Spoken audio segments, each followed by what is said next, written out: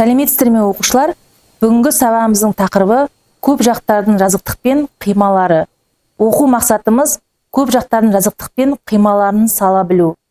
Алдымен көпжақ пен жазықтықтың өзара орналасуын қарастырайық. Ең бірінші, көпжақ пен жазықтықтың қиылысу нүктесі болмауы мүмкін. Бір ғана нүктеде қиылысуы мүмкін, қиылысуы кесінді болуы мүмкін және қиылысуы жазықтық болуы мүмкін. Теориялық бөліміне тоқталатын болсақ, берілген денені жазықтық екі денеге бөлетінін белгілі. Егер дененің альфа жазықтығымен шектелетін екі жарты кеңістікте тиісті нүктелер бар болса, онда альфаны қиюшы жазықтық деп атайды. Қиюшы жазықтық көп жақтарын кесінділер арқылы қиып өтеді. Қабырғалары осы кесінділерден құралған көпбұрыш көп жақ қимасы деп аталады. Бұл жерде параллелепипедтің, пирамиданың және призманың қималары көруге болады. Тетраэдр мен параллелепипедтің қималары қандай фигуралар болуы мүмкін?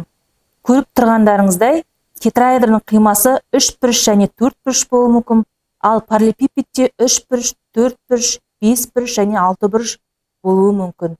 Енді қиманы салу ережелерін тоқталайық. Бірінші ереже: егерде екі нүкте қима жазықтығымен қатар көп жақтың қандай да бір жағында жатса, онда осы екі нүкте арқылы өтетін түзу қима жазықтығы мен көп жақ жағының қиысқан түзуі болып табылады.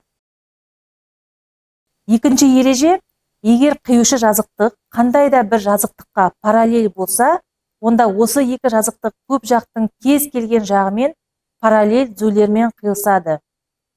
Және үшінші ереже бойынша қиюшы жазықтық көп жақтың параллель жақтарын параллель түзулермен қияды. Осы ережелерге байланысты практикалық ұсыныстарды ұсынуға болады. Егер қиюшы жазықтық белгілі екі нүктесі көп жақ жағына тиісті болса, онда жақ пен жазықтық осы екі нүкте арқылы өтетін түзу бойымен қиылысады. Егер қиюшы жазықтық пен қандай да бір жағының қиысу түзуі М салынса, онда М түзуінің осы қырдың барлық қабырғалары мен барлық қиысу нүктелерін көрсету керек. Және егер қиюшы жазықтық көп жақтың параллель жақтарын қиып өтсе, онда қиысу түзулері де параллель. Онда келесі практикалық тапсырмаларға назар аударайық. Ең бірінші тапсырма: К-Л-М нүктелері арқылы өтетін қиманы салу керек. Ол үшін К және М нүктелері бір жағында жатқаны белгілі, яғни бір жақта жатқандықтан К-М түзуін жүргізе аламыз. Келесі Л мен М нүктелері де бір жақта жатқаны белгілі, сондықтан екеуі арқылы М-Л түзуін жүргіземіз. Және К-Л нүктелері де бір жақта жатқандықтан екеуін қосып К-Л түзуін жүргіземіз. Сонда пайда болған қима К-М-Л үшбұрышы болады. Келесі тапсырма: А1 және С1 параллель түзулермен анықталған қиманы салу керек. Бірінші А1 С1 түзуін жүргіземіз. Сосын АС түзуін жүргіземіз. Сонда пайда болған төртбұрыш А1 С1 С қима болып табылады. Үшінші тапсырма: АС1 және А1 С параллель түзулерімен анықталған қима салыңыз. Бұл есеп жаңағы есепке ұқсас, яғни табандарының диагональдарын жүргізу арқылы А1 С1 және АС түзулерін жүргіземіз. А1 және С1 түзулерін жүргіземіз. Сонда пайда болған қима төртбұрыш, яғни А1 С1 С қимасы пайда болады. Төртінші тапсырма: М нүктесі мен БЦ түзуі арқылы қима салыңыз. Бұл тапсырманы тез орындауға болады, себебі бізде БС түзуі беріліп тұр. СМ және БМ түзулерін жүргізсек, бірінші БС-ін жүргізіп аламыз, одан кейін СМ түзуін жүргіземіз. Үшеуін қоссақ, бізде БЦМ қимасын көруге болады. Келесі тапсырмаға назар аударайық. АБС-ді А1 Б1 С1 Д1 кубының А1 Д1 қабырғасы мен Б1 қабырғасының ортасы арқылы өтетін жазықтық пен қима салыңыз. Алдымен Б1 қабырғасының ортасын М нүктесімен белгілейміз.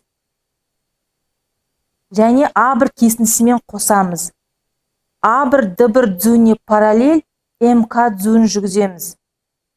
К нүктесін Д1 нүктесімен қосып, А1, Д1, КМ қимасын аламыз. 6-шы тапсырмаға назар аударатын болсақ, кубтың М нүктесі мен Асы түзу арқылы өтетін жазықтықпен қимасын салыңыз. Ең бірінші СМ түзуін жүргіземіз. Одан кейін МК түзуін Асыға параллель етіп жүргіземіз. АК түзуін жүргіземіз. Сонда бізде пайда болатын қима АКМЦ төртбұрышы болады. Нәтижесінде АКМЦ төртбұрышты қимасы пайда болады. Келесі қиманың ізін салу әдісіне тоқталайық. Іздер әдісінің мәні қима жазықтық пен дене жағының қиылысу сызығын кескіндейтін қосымша түзу жүргізу болып табылады. Бұл әдісті көп жақтың бір жағында жататын екі нүкте табылмаған жағдайда қолданады. Яғни қиманы берілген нүктелерден өтетін түзудің осы нүктелердің проекциялар жатқан жазықтықпен қиылысу нүктелерін табу арқылы салуға мүмкіндік береді. Енді осы іздер әдісін пайдалану арқылы МПК жазықтығы арқылы қима салуды қарастырайық. Мысалы, бізге параллелепипед берілген. Осы параллелепипедте МПК нүктелері берілген. Ең алдымен МП түзуін жүргіземіз. Одан кейін біз МК түзуін жүргіземіз. Және А1, Б1 түзу арқылы Б2 нүктесін белгілейміз. Келесі А1, Д1 түзуін созу арқылы біз Д2 нүктесін аламыз. Келесі Б2 мен Д2 нүктелерін қосып, Б1 С1 қырынан Z нүктесін, Д1 С1 қырынан L нүктесін белгілейміз. Сонда пайда болған нүктелерді қоссақ, бізде МПЗЛ К бес бұрышты қимасы пайда болады. Келесі 8-ші тапсырма бойынша МПК жазықтығы арқылы қима салу керек. Бұл жерде біз үш нүктелерді қосу үшін іздер әдісін пайдалана отырып, ең соңында нүктелерді қосқанда РК, ПЗ, ЕМ 6 бұрышты қимасы пайда болады. 9-шы тапсырмада берілген нүктелер арқылы өтетін жазықтық пен қиманы салыңыз. Бұл жерде бізде 3 нүкте беріліп тұр. МНК нүктелері іздер әдісін пайдалану арқылы ең соңында бізде 5 бұрышты қима пайда болады. Келесі тапсырмада МПК жазықтығы арқылы қима салу керек. Бұл жерде бізде параллелепипедте МПК нүктелері беріліп тұр. Іздер әдісін пайдалану арқылы ең соңында бізде WMYKLP 6 бұрышты қимасы пайда болады. 10-ші тапсырмада МПК жазықтығы арқылы қима салу керек. Әртүрлі жағында бізде МКП нүктелері беріліп тұр. Іздер әдісін пайдалану арқылы, түзулерді жүргізу арқылы бізде осындай 6 бұрышты қима пайда болады. 12-ші тапсырма бойынша А1 ПС жазықтығы арқылы қима салу керек. Бұл жерде А1 П-ны қосу арқылы, П1 С-ны қосу арқылы 4 бұрышты қима шығатынын көреміз. Келесі тапсырма бойынша МПК жазықтығы арқылы қима салу керек. Бұл жерде іздер әдісін пайдалану арқылы бізде 6 бұрышты қима шығатынын көреміз.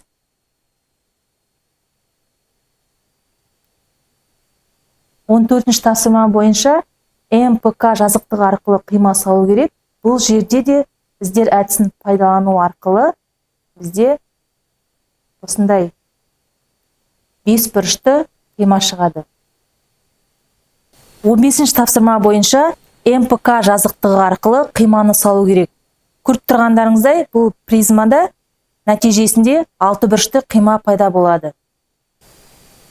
16-ші тапсырмада ПМК нүктелері арқылы өтетін кубтың қимасын салу керек. Бұл жерде көріп тұрғандарыңыздай, К нүктесі тыс орналасқан. Ең алдымен КМ түзуін жүргіземіз. Одан кейін КП түзуін жүргіземіз. Және ОТ түзуін жүргізу арқылы бізде АМ ЦПБ 5 бұрышты қимасы пайда болады. Осыған дейінгі соңғы тапсырмалардың бәрін байқасаңыздар, оқушылар, барлығының шарттары бірдей болды, бірақ та әрқайсысы әртүрлі жағдайда әртүрлі қима пайда болғанын көруге болады. Енді осы айтылған әдістерді пайдалана отырып, оқушылар өздеріңіз жұмыстанып көріңіздер. Олай болса, оқушылар, жеке жұмысты тексеріп көрейік. Көріп тұрғандарыңыздай, тетраэдрда үшбұрышты және төртбұрышты қима пайда болуы мүмкін, ал параллелепипедте 6 бұрышты қима пайда болғанын көруге болады.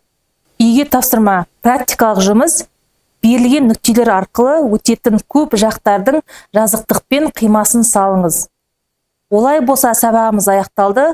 Сау болыңыздар, оқушылар.